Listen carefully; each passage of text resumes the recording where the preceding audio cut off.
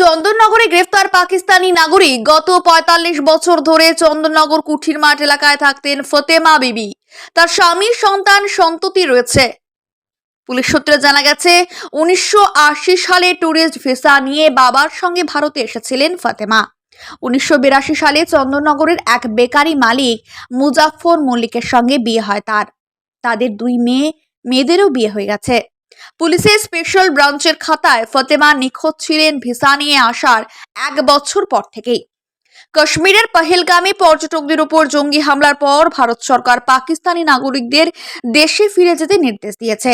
যারা পাকিস্তান থেকে ভারতে এসে রয়ে গেছেন তাদের খোঁজ শুরু হয় নতুন করে। চন্দননগরের কুঠির মাঠের পাশে মসজিদের পেছনে মুজাফফর মল্লিকের দোতলা বাড়ি, সেই বাড়ি থেকে আজ ফতেমা বিবিকে গ্রেফতার করে পুলিশ। এতদিন পর একজনকে বিদেশি নাগরিক হিসাবে গ্রেফতার করায় তার প্রতিবেশীরা অবাক। আইনি জটিলতা কাটিয়ে ফতেমার মুক্তি চাইছেন তারা। তার পাকিস্তানে কেউ নেই সূত্রের খবর, যারা আছে সবাই ভারতে।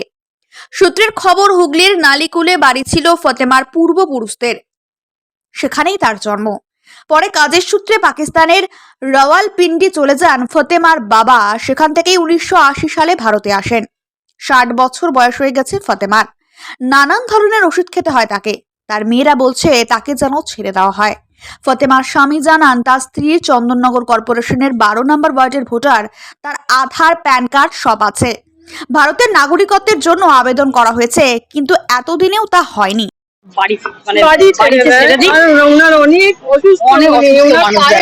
অপারেশন করতে বলেছে হাঁটুতে, আর কিছু নয়। আমরা রিজেন্ট ডাক্তার দেখিয়েছি, তাকে যেন ছেড়ে দেওয়া হয়, আর কিছু নয়। আমরা আর কিছু বলতে চাই না।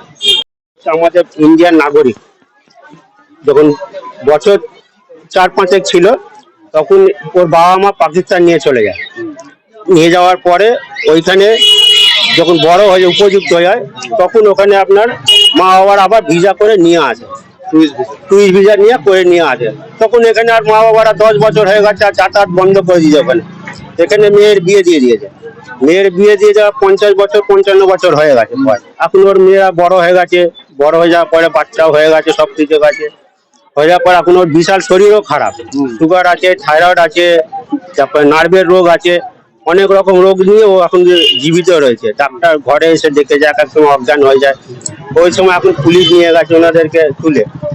তো আমাদের কাছে আপিল রয়েছে যাতে ওনাকে না পাঠানো হয়, না পাঠিয়ে যাতে আমাদের ভারতের নাগরিক করে দেওয়া হয়, হ্যারেস যাতে না করে, আমাদের কাছে খুব উপকার হয়।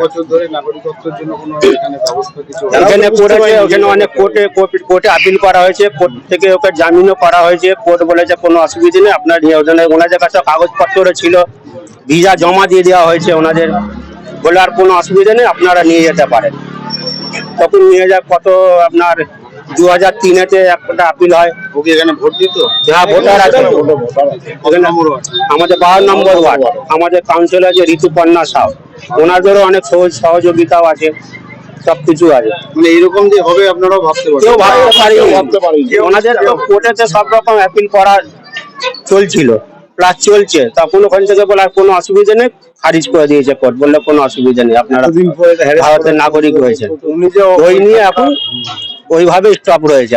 তারপর আজকে নিয়ে গেছে কোর্টেতে, উকিলের কাছে নিয়ে গেছে। উকিল বলেছে সব কাগজপত্র গুলো দাও, আমরা দেখছি। ওই দেখে এখন যা হবার, এখন কোর্ট থেকে যা করা। এখন আমার নাম সালিম আনসারি।